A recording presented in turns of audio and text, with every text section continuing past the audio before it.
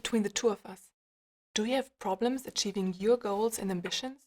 Well, I had the same problem, having great goals and visions for the new year, but after some weeks or a month, I somehow lost track all the time.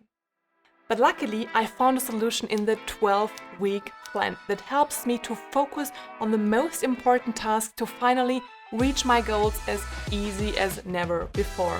And now I share this plan with you. The 12 weeks plan is not something I have invented, but Brian P. Moran and Michael Lannington did in their book, The 12-Week Year. Get more done in 12 weeks than others in 12 months. Ever since I've read their book, I have been following their advice and I can tell it's working. Just imagine the classical example of New Year's resolution. For example, to lose 10 kilograms.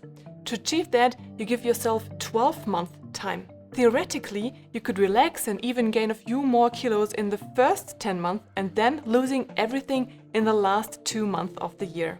But the same with many companies that chase annual targets but see their best results in the last quarter just before year end. And that's simply because annual planning does not provide the required urgency and focus during the year that is required to achieve extraordinary results. On the contrary, most organizations only have that one big year-end goal, but no smaller interim targets on the short term. And since the year-end goal is so far away, there's no immediate need or urgency to act upon it.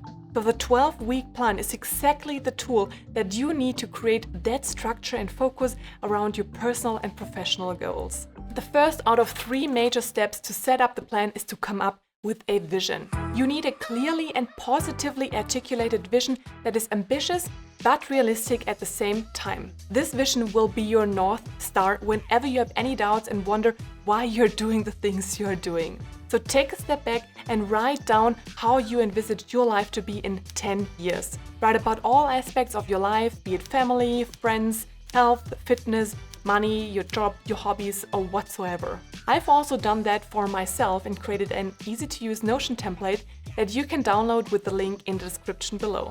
I've come up with the 5 categories I just mentioned and written a short statement of where I see myself in 10 years' time. But 10 years is still a bit far away, so you should also write your 3-year vision. What do you want to achieve, or where do you want to be in 3 years' time? Ideally along the same dimensions used for the 10-year vision. Again, I've done that in a separate section in my Notion template. But just having a vision does not help us to get there. As the authors of the book say, only planning will make us stay on track and not lose sight of our overall vision. Or, as Steve Jobs put it, ideas are worth nothing unless executed.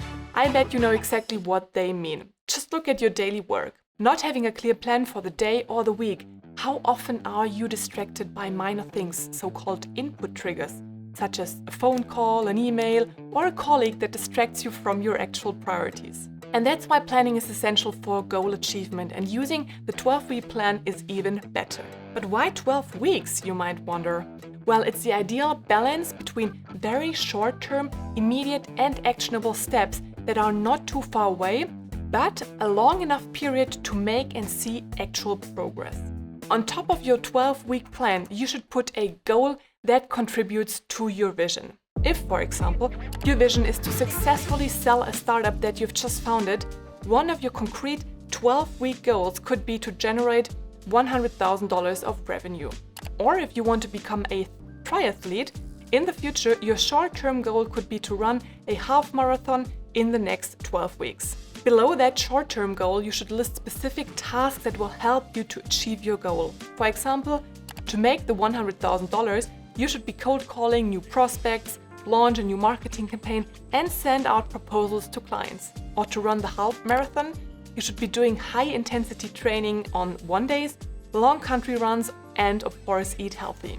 Having your goal and tasks clear is great. But do you think just having listed your task will help you to actually achieve them and your goals? Just think about your daily life, not only about being busy at work with projects and requests, but also about your private life, wanting to spend time with family, friends, and your hobbies. There's so many distractions and sometimes even excuses that it might be difficult to just follow such rather high-level promises.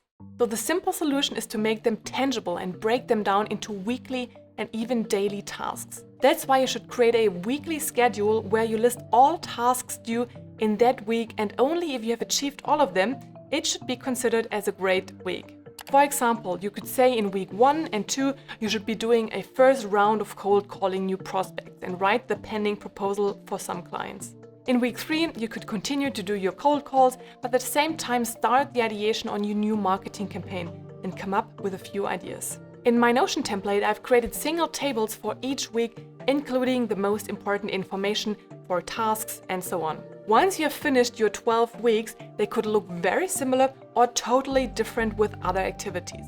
But both is totally fine as long as this is followed by the third step, controlling and measuring your progress. Because as we know, you can't improve what you don't measure. And that's why the book suggests implementing 2 control mechanisms. The first being accountability meetings with like-minded or similar committed individuals. In those weekly meetings, you could discuss the progress and learnings from the past week and can exchange on tips and tricks. I myself, for example, have at least weekly conversations with my husband about the projects and tasks we're following to discuss overall progress, challenges, or how we might support each other. But no worries if you don't have a partner. You can also just schedule weekly recap sessions with yourself.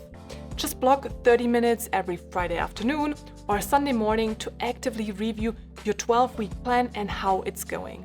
The second control mechanism is to introduce leading and lagging indicators. Lagging indicators are those attached to an end result. For example, a lagging indicator would be making $100,000 revenue in 12 months or going one level down, making $10,000 revenues in 1 week. So you should not only attach a lagging indicator to your overall 12 weeks, but also to each individual weeks, such as here in the Notion template. Leading indicators are those who contribute to the lagging ones. For example, doing 10 cold calls in week 1 and 15 cold calls in week 2 and so on. Or writing 2 proposals in week 1 and 5 in week 2. Again, in my Notion template, I have dedicated space to writing down each leading indicator as well as checking if they have been achieved or not. In the end, you should have 13 lagging indicators, so 1 for the overall plan and 1 for each week, as well as leading indicators attached to each of your weekly tasks. By having actual KPIs attached to each level of your plan, you become accountable and can perfectly track your progress. Doing so, your year suddenly becomes 12 weeks long, so every day counts. So I really liked when the book said that failure is a form of feedback, and that's true. When you do not achieve your weekly goals, it means you either have not tried hard enough or you've just overstated your goals tremendously. But eventually, it's up to you to push and focus even harder in the next week or not, and rather surrender. I've also been using the 12-week plan to structure the content of my YouTube channel and all the related activities such as brainstorming, scripting, filming or editing. And ever since I've been using the 12-week plan, I've noticed that I've sped up the video making progress and got rid of a lot of decision fatigue because I did not have to worry about each and every next steps because I knew that they were already planned out beforehand. I found that it really helps to follow this plan if you have clearly dedicated time spans to engage in those high-impact activities. To make time for those blocks, you should be on top of your calendar.